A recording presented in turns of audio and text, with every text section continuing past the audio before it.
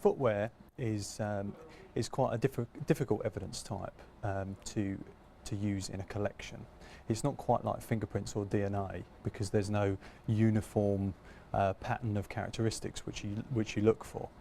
Therefore, most footwear collections and sort of intelligence is based on interrogation of patterns rather than actually individual wear characteristics.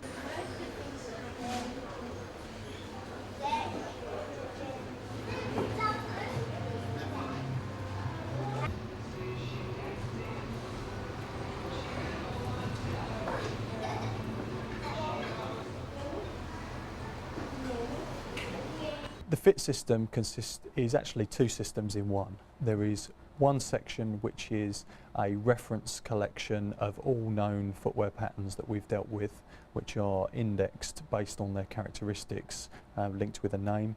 And the other side is what we've termed their scene and suspect database, where those reference codes from the first side of it can be logged against known crime scenes and known suspects who've been wearing them.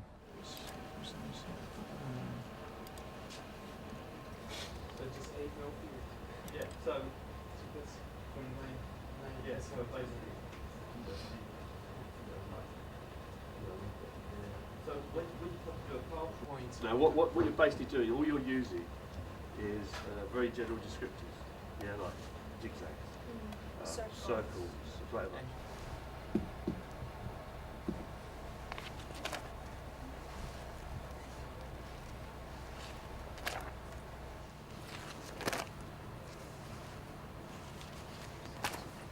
If you had a crime scene where the pattern was left by a perpetrator of the crime, you could actually look at that footwear and provide the police, if they weren't aware of what the shoe involved was, some information, some detail about what that shoe may be by looking at the sole pattern, and then by using the database to show them the uppers that may be fitted to the sole pattern as well. Across the top of the, was there? Yeah. Yeah. And further up, yeah, that's right.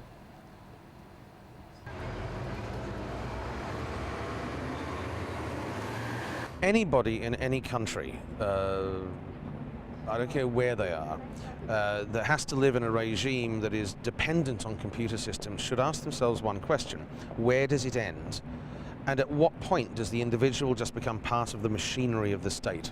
You know, there's a point where our rights become subsumed by the technology and by the systems.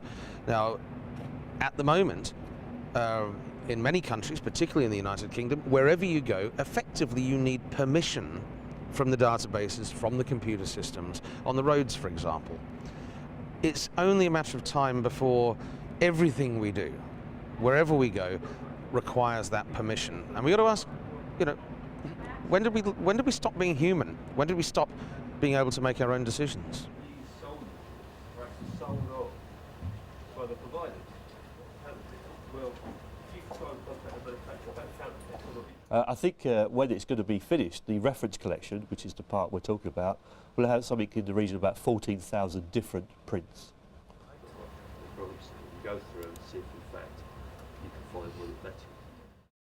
If this system is adopted across the country, and it's down to individual forces whether they want to use our system of logging their data, it opens up a world of opportunities for them where they can start doing cross-border linking of crime scenes, and then, you know, in larger regional searching. That, you know, my hope for the future is that footwear finally gets its day in court. It's always been there, but it's never been exploited to its full potential. And in 5 years' time, hopefully we'll get there. Be coded using those. How long did it take you to do it? Well, and scroll down again.